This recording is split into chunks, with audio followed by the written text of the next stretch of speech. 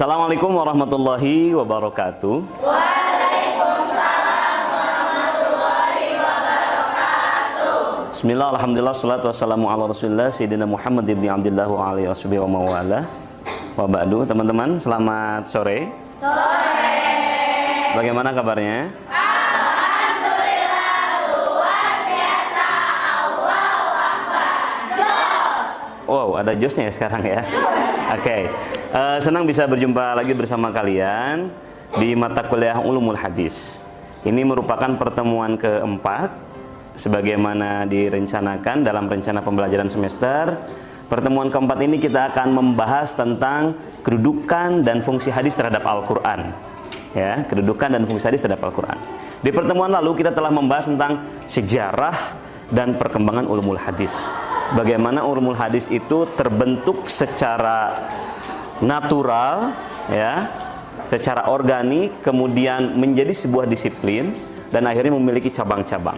Nah, sekarang kita akan mempelajari tentang sebetulnya kedudukan hadis dalam syariat Islam itu seperti apa, ya, dan bagaimana sebetulnya fungsi hadis terhadap Al-Quran, begitu.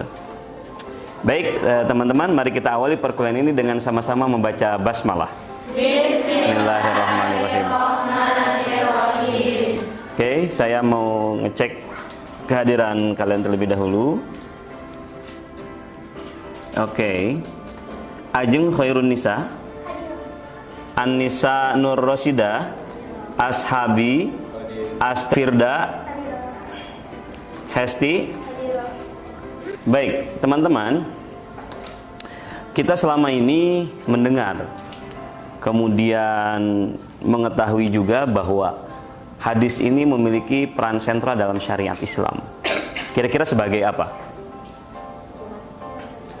Sebagai landasan apa? Landasan kehidupan, hukum, betul, pedoman. Oke. Kira-kira kalau diurutkan setelah Al-Quran, diurutan keberapa? Kedua, ya.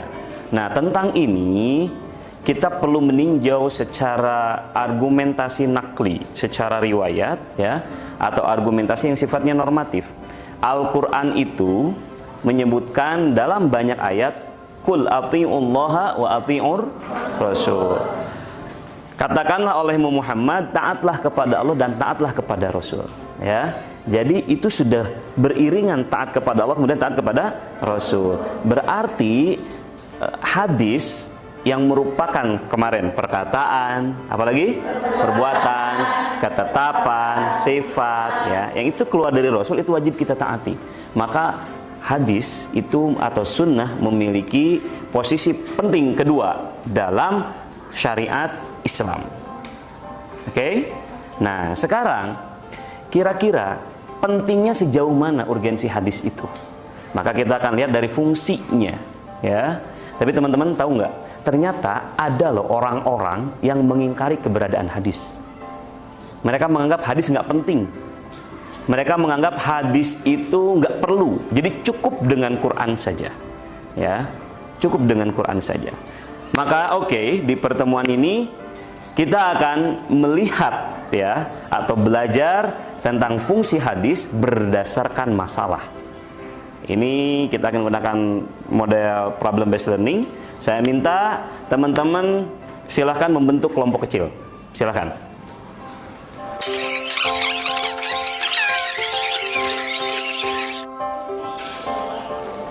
Silahkan.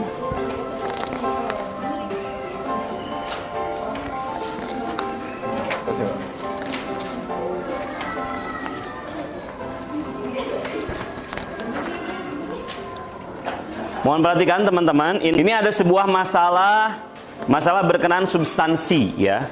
Bukan masalah perilaku tapi substansi.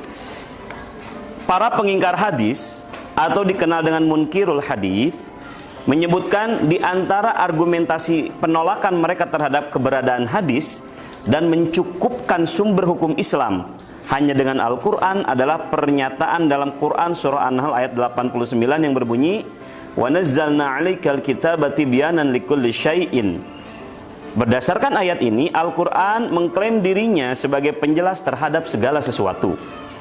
Jika demikian, ini seperti logis ya, alasan dari munkirul hadis ini. Karena Quran sendiri mengklaim dirinya, Allah menurunkan kitab itu sebagai penjelas terhadap segala sesuatu. Ya, ini kan problemnya itu, kalau begitu buat apa dong hadis? Betul ya? Oke, nah maka apakah fungsi keberadaan hadis? Silakan teman-teman pecahkan, gunakan sumber yang ada, silakan, dan berikan kalau misalkan memang hadis memiliki fungsi terhadap Al-Quran, berikan contohnya. Ya, oke, saya berikan waktu 15 menit. Setelah itu nanti teman-teman dapat presentasi perwakilan dari masing-masing kelompok kecilnya. Silakan.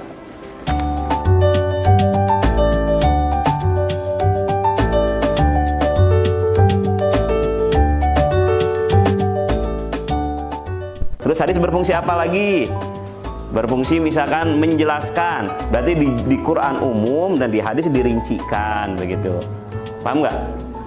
Jadi harus ada contohnya. Contoh hadis ini berfungsi menjelaskan terhadap ayat yang mana. Hadis ini berfungsi menguatkan penjelasan syariat yang mana.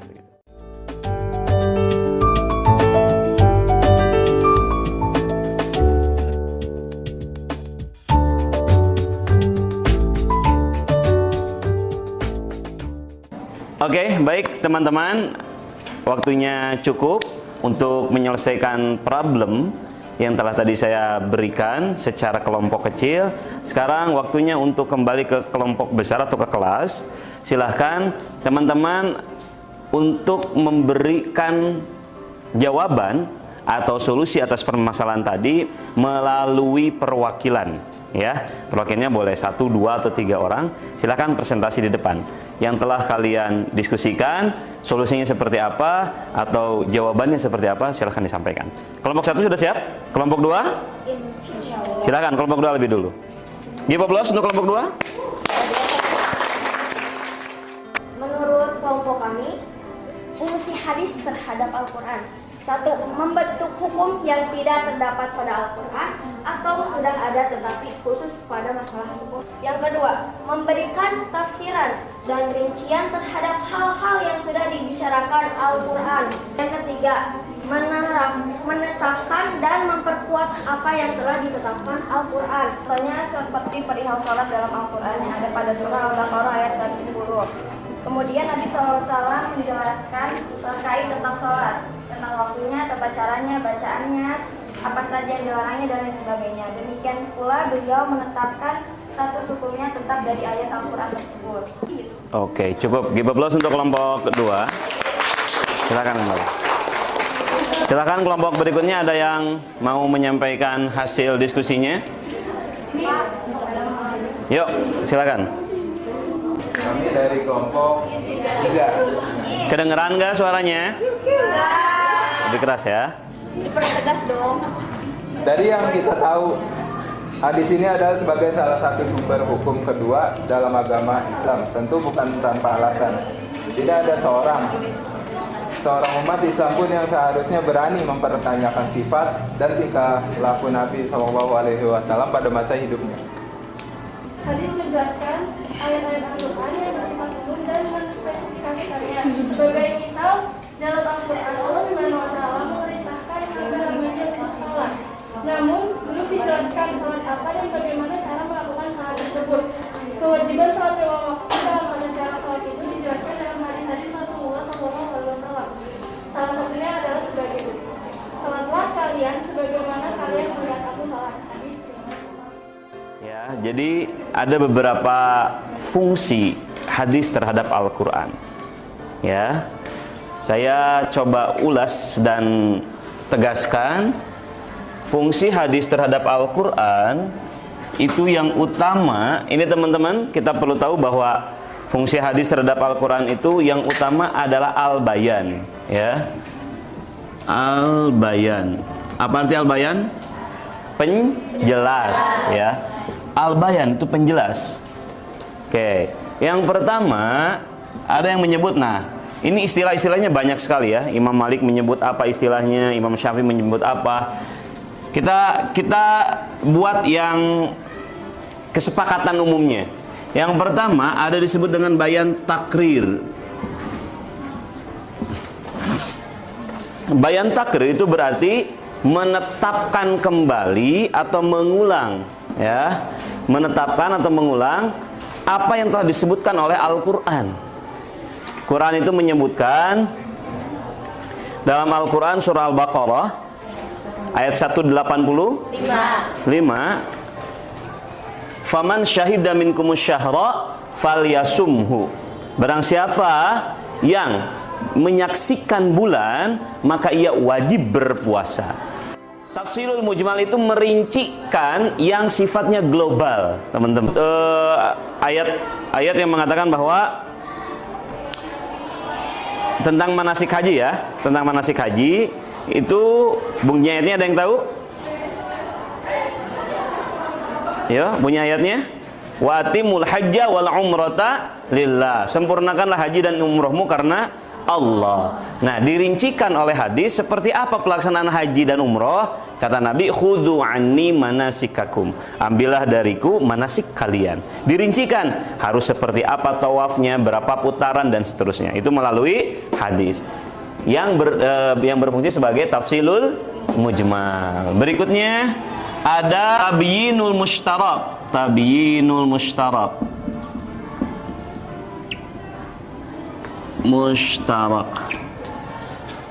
Menjelaskan yang sifatnya memiliki makna ganda, ya. Baik, teman-teman, terima kasih. Tadi kita sudah sama-sama mencoba memecahkan masalah tentang problem substantif argumentasi orang-orang yang mengingkari hadis, keberadaannya atau fungsinya terhadap Al-Quran. Kita tadi telah membuktikan banyak hal bahwa memang hadis itu sangat berfungsi besar terhadap Al-Quran, ya. Tadi secara normatif juga disampaikan atiullah wa atiur rasul, kemudian wa ma atakumur rasul fakhudhuhu wa ma nahakum anhu fantahu.